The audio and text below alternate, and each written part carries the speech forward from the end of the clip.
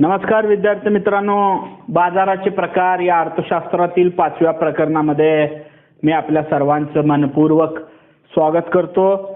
या प्रकरणामध्ये आपण प्रामुख्यानं बाजाराच्या विविध प्रकारांचा आणि त्यांच्या वैशिष्ट्यांचा आढावा घेणार आहोत। या तासिकेमध्ये प्रामुख्यानं आपण बाजाराचा ढोबळमानाने अर्थ प्रथमतः समजून घेऊया। त्यानंतर कुर्नो या अर्थशास्त्रज्ञांची बाजाराची व्याख्या समजून घेऊ आणि बाजार ज्या घटकांमुळे अस्तित्वात येतो त्या घटकांच्या संदर्भामध्ये सुद्धा आपण या ठिकाणी चर्चा करूया। तर बघा, बाजार हा शब्द व्यवहारामध्ये बराच वेळेस आपल्या कानावरती पडलेला आहे।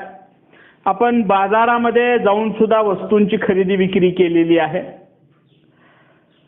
देशाच्या अर्थव्यवस्थेमध्ये बाजार या संकल्पनेला तर अत्यंत महत्त्वाचं स्थान देण्यात आलेलं आहे। परंतु बाजाराचा जो व्यावहारिक अर्थ सांगितला जातो आणि अर्थशास्त्रामध्ये बाजाराची जी संकल्पना स्पष्ट केली जाते याच्यामध्ये महद अंतर आहे। बघा, हे अंतर कसं आहे तर व्यावहारिक पातळीवरती बाजाराचा जो अर्थ सांगितला जातो तो अत्यंत मर्यादित स्वरूपामध्ये सांगितला जातो आणि अर्थशास्त्रामध्ये बाजाराची जी संकल्पना स्पष्ट केली जाते ती अत्यंत व्यापक अर्थाने स्पष्ट केली जाते। तर साधारणतः व्यावहारिक भाषेमध्ये ज्या ठिकाणी वस्तू व सेवांची खरेदी विक्री केली जाते त्या विशिष्ट ठिकाणाला किंवा जागेला बाजार असं संबोधलं जातं। आता उदाहरणामध्ये कपडा बाजार, धान्य बाजार, भाजीपाल्यांचा बाजार, सराफ बाजार, तर असे बाजाराचे विविध प्रकार आपल्याला या संदर्भामध्ये सांगता येतील। परंतु अर्थशास्त्रामध्ये बाजाराचा याहीपेक्षा व्यापक अशा स्वरूपाचा अर्थ सांगितला जातो। अर्थशास्त्रामध्ये बाजार म्हणजे एखादे विशिष्ट स्थान नसून तर अशी व्यवस्था की ज्यामध्ये विक्रेते व ग्राहक प्रत्यक्ष किंवा अप्रत्यक्षपणे एकमेकांच्या संपर्कात येतात आणि वस्तू व सेवांची देवाणघेवाण करतात। तर बाजार म्हणजे अर्थशास्त्रामध्ये विशिष्ट स्थान नव्हे, तर बाजार म्हणजे आर्थिक व्यवहार करण्याची म्हणजे खरेदी विक्री करण्याची ही जी एक यंत्रणा आहे त्या यंत्रणेला अर्थशास्त्रामध्ये बाजार असं संबोधलं जातं। कुर्नो या अर्थतज्ञांनी बाजाराची एक अत्यंत व्यापक अशा स्वरूपाची व्याख्या केलेली आहे। आता बाजाराचा ढोबळमानाने अर्थ समजून घेतल्यानंतर आपण कुर्नोची व्याख्या सुद्धा समजून घेऊया, म्हणजे बाजार ही संकल्पना अधिक स्पष्ट होईल।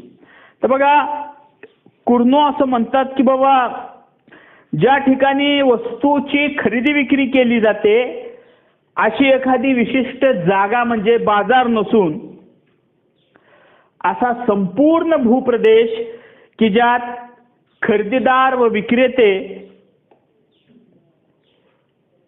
यांचा परस्पराशी इतका जवळचा संबंध असतो की ज्यामुळे एकाच वस्तूची किंमत सर्वत्र सहज आणि लवकर समान होण्याची प्रवृत्ती असते। तर कुर्नोनी बाजाराची जी व्याख्या केलेली आहे त्यामध्ये ते असं म्हणतात की बाबा बाजार म्हणजे एक विशिष्ट ठिकाण नसून तर असा संपूर्ण भूप्रदेश की ज्यामध्ये खरेदीदार आणि विक्रेते यांच्यामध्ये एवढे जवळचे संबंध प्रस्थापित होतात की एकाच वस्तूची किंमत सर्वत्र सहज आणि चटकन ही समान होण्याची प्रवृत्ती असते।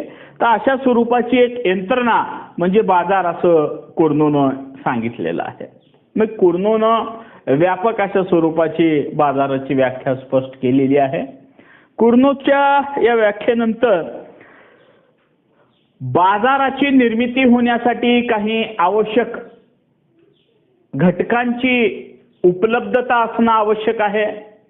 ते घटक उपलब्ध असतील तरच बाजार अस्तित्वात येऊ शकतो. तर आपण बाजार निर्मितीचे आवश्यक असणाऱ्या घटकांवरती सुद्धा एक नजर टाकूया. त्यामध्ये पहिला घटक म्हणजे ग्राहक आणि विक्रेते. बघा, ग्राहक हे वस्तूची खरेदी करणारे असतात, विक्रेते हे वस्तूची विक्री करणारी असतात. म्हणजे विनिमयाचा व्यवहार होण्यासाठी खरेदीदार आणि विक्रेते या दोघांची आवश्यकता असते. म्हणून बाजार अस्तित्वात येण्यासाठी ग्राहक आणि विक्रेते हे दोन घटक असणं हे अत्यंत आवश्यक असतं. त्यानंतर दुसरा घटक म्हणजे वस्तू आणि सेवांची खरेदी विक्री. आता बघा, बाजारामध्ये ग्राहक वस्तू आणि सेवांची खरेदी करत असतात, तर विक्रेते वस्तू आणि सेवांची ही विक्री करत असतात. म्हणजे बाजार यंत्रणेमध्ये वस्तूची खरेदी आणि विक्री या मूलभूत अशा स्वरूपाच्या प्रक्रिया आहेत. तिसरा घटक म्हणजे ग्राहकाला आणि विक्रेत्याला मान्य होईल, म्हणजे दोघांनाही मान्य होईल अशा स्वरूपाच्या वस्तूची किंमत त्या ठिकाणी प्रस्थापित होणं आवश्यक असतं. आणि त्यामुळं वस्तूची किंमत बाजारामध्ये निश्चित होत असते आणि त्यासाठी वस्तूची किंमत हा एक अत्यंत महत्त्वाचा घटक बाजार यंत्रणेमध्ये विशेष केला जातो. चौथा घटक म्हणजे ग्राहक आणि विक्रेते यांच्यामध्ये प्रत्यक्ष किंवा अप्रत्यक्ष इतके जवळचे संबंध प्रस्थापित होतात. एक जवळचे संबंध प्रस्थापित होतात आणि त्यामुळं एकाच वस्तूची सर्वत्र एकच किंमत प्रस्थापित होत असते. त्यानंतर पाचवा घटक म्हणजे ग्राहक आणि विक्रेते या दोघांनाही बाजाराच्या संपूर्ण प्रक्रियेची इत्थंभूत अशा स्वरूपाची माहिती असतं, ज्ञान असतं आणि त्यामुळं की प्रत्येकालाच प्रत्येक गोष्ट माहीत आहे असं या ठिकाणी गृहीत धरलं जातं.